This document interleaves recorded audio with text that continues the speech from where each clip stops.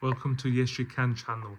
In this video tutorial, I will show you how to fix your volume buttons on your laptop keyboard if it does not work.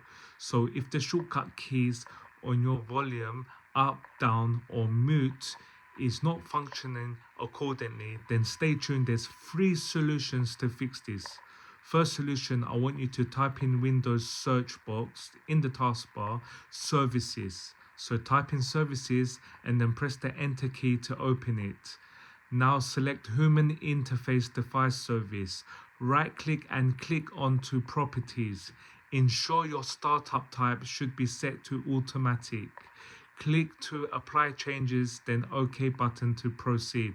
If solution 1 hasn't worked, then method 2 would be to press FN and escape keys both together. So hold them both together, press them and hold them both together and let go. And this should enable the volume shortcut key buttons on your keyboard to function accordingly.